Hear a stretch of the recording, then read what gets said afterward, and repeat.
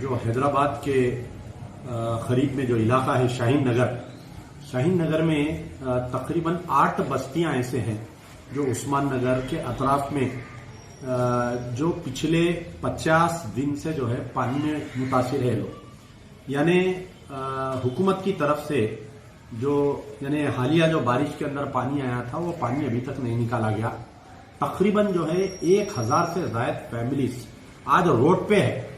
ऐसे pandemic situation में और 1000 फैमिलीज जिसके अंदर जो है कि ज़ईफ लोग हैं, मासूम बच्चे हैं, कितने दिन कोई अपने रिश्तेदार के पास रहता बताइए, कितने दिन फुटपाथ पे अपनी जिंदगी गुजार सकता बताइए आप। तो गवर्नमेंट ऑफ तेलंगाना जो है इन बस्तियों में से पानी निकालने में नाकामयाब हो गई।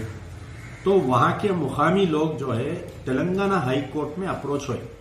28 अक्टूबर के दिन ये बहस हुई और जस्टिस ए अभिषेक रेड्डी साहब ने बेहतरीन एक जजमेंट दिया।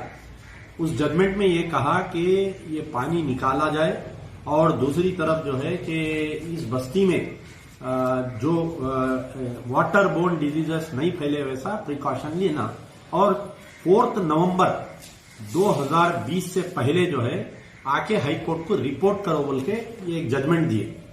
4 अक्टूबर के दिन अदालत में गवर्नमेंट ऑफ तेलंगाना की तरफ से chief secretary, principal secretary, collector Rangareddy और म्युनिसिपल कमिश्नर जलपल्ली आकर ये कहते हैं कि हमने पानी निकालने की कार्रवाई चालू कर दी है और तकरीबन निकाल दिया गया है। यानी अदालत को हुकूमत झूठ बोल रही है। यहां पर ऐसा ही एक फैसला जो है Telangana state human rights commission का भी आया था कि 2 दिन के अंदर कलेक्टर रंगारेड्डी उस मुकाम पर जाकर पानी निकालना चाहिए। अब आप बताइए, ना तो तेलंगाना हाईकोर्ट की फैसले की इज्जत की जा रही है, ना Telangana state human rights commission के फैसले की इज्जत की जा रही है। तो अब आप बताइए कि अवाम जाना कहां पर बताइए। कल तक जो है एक दूसरे के ऊपर डाल रहे थे। इरिगेशन डिपार्टमेंट बोल रहा था कि म्युनिसिपल का काम है, म्युनिसिपल वाले रेवेन्यू वालों पे डाल रहे थे। ये 1, 2, 3 डिपार्टमेंट आपस में बोलने की तरफ से पानी जो है अभी तक नहीं निकला। आज ये हालत है वहां पर। अगर आप कोविड-19 टेस्ट करवाए, ये 1000 फैमिलीज में से मिनिमम जो है 1000 फैमिलीज के करीब एक 4000-5000 लोगों में तो कम से कम 1000 से ज्यादा लोगों को कोविड पॉजिटिव निकलता है इन लोगों का। इतनी बुरी हालत है वहां पर।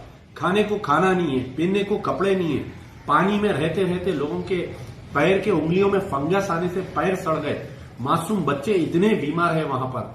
तो हमारा मुतालिबा है कि कोर्ट जब तक तेलंगाना हाई कोर्ट जब तक सख्त डिसीजन नहीं लिया, कोई म्युनिसिपल कमिश्नर या रंगारेड्डी कलेक्टर या आपके प्रिंसिपल सेक्रेटरी MNUD को सस्पेंड नहीं करता कोर्ट, जब तक वहां पर एक्शन होने वाला नहीं है। और बड़े अफसोस की बात है कि हमारे MNUD मिनिस्टर KT रामाराव साहब का खुद उनका डिपार्टमेंट है, पिछले 50 दिन में एक मर्तबा भी KT रामाराव साहब वहां का दौरा नहीं किए।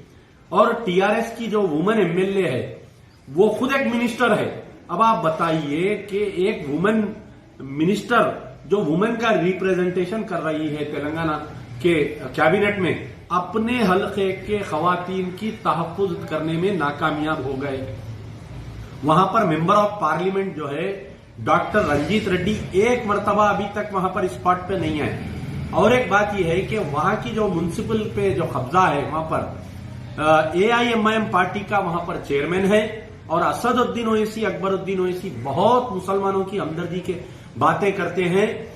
बिहार जाके सीमांचल की बदहाली की गुफ्तगू करते हैं और नरेंद्र मोदी के और नीतीश कुमार को चैलेंज करते हैं, RJD पार्टी को चैलेंज। लेकिन छोटा सीमांचल से बदतर हालत आज उस्मान नगर की हुई है। तो सदर मोहतरम असदुद्दीन ओवैसी एक मर्तबा भी वहां का दौरा नहीं किए, अकबरुद्दीन ओवैसी दौरा नहीं किए। आई डिमांड, मैं रिक्वेस्ट कर सकता हूं कि हमारे chief justice of Telangana high court और हमारे अभिषेक रेड्डी साहब से कि जब तक एक बड़े ऑफिशियल को आप सस्पेंड नहीं करेंगे, ये क्रिमिनल नेग्लिजेंस है। ये क्रिमिनल नेग्लिजेंस के ऊपर एक केस बना के इनको अरेस्ट नहीं करेंगे, वहां का पानी नहीं निकलने वाला है। 1000 फैमिलीज रोड पर है, इनकी जिंदगी। The court should come to the rescue of this woman. दो तरफ से, एक ये मुस्लिम माइनॉरिटी इलाका होने की वजह से एमसी में वो इलाका नहीं आता, उसकी वजह से उसमें आप बताते तो ये है कि फेसबुक पे, ट्विटर पे आपके जो भी मीडिया प्लेटफॉर्म पे है, आप उस पर हैदराबाद की वजह से आगे बेहतरीन अंदाज में पेश करते हो, लेकिन ये क्या इलाके को नेगलेक्ट करने का ये साहब कि आपका सवाल ये है कि क्या ये अक़लियती आबादी मुस्लिम डोमिनेटेड एरिया होने की वजह से इसको नेग्लेक्ट किया जा रहा है? बिल्कुल सही है, वो 100% सही है। लेकिन यहां पर जो है कि वहां पर एमआईएम का चेयरमैन है, वहां पर आप बताइए एआईएमआईएम का चेयरमैन है जलपल्ली म्युनिसिपैलिटी पे। तो अब आप मुसलमान जो है कि हमको कांग्रेस से या टीआरएस से फायदा नहीं पहुंच रहा है, ऑफिशियल्स हमको नेग्लेक्ट कर रहे हैं मुस्लिम लोकेलिटीज को बोलकर मंजलिस को ओढ़ दिए। अब आप बताइए मंजलिस की तरफ से भी अगर इसमें नाइंसाफी हो रही है तो फिर अब अवाम जाना कहां पर बताइए। दूसरी चीज यह है कि अक्सर हमारे केसीआर साहब जो है स्पीचेस में बोलते हैं कि मैं हैदराबाद को जो है इस्तांबुल बनाकर दूंगा। हमारे केटी रामाराव साहब ये बोलते हैं कि मैं हैदराबाद को न्यूयॉर्क बनाकर दूंगा। अरे हैदराबाद जो है मुर्गी नाले में तब्दील हो गया, नदी नालों में तबाही हो गई। आप जाकर देखेंगे तो अब जो स्ट्रक्चर है ना घरों का, वहां पर ये 50 दिन पानी में रहने से टोटल हाउस का स्ट्रक्चर कोई काम का नहीं। कल के दिन अगर पानी निकलेगा तो फिर अवाम जो है फिर से अपना घर दोबारा डिमोलिश करके नया घर बनाने की जरूरत पड़ेगी। कम से कम 5 मसाजिद है जिसमें नमाज नहीं हो रही है वहां पर।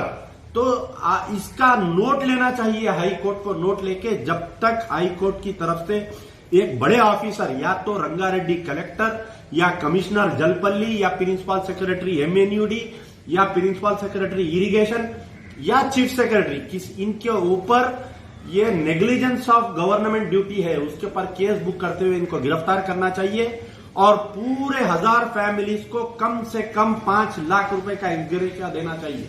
ये गवर्नमेंट का नेग्लिजेंस है।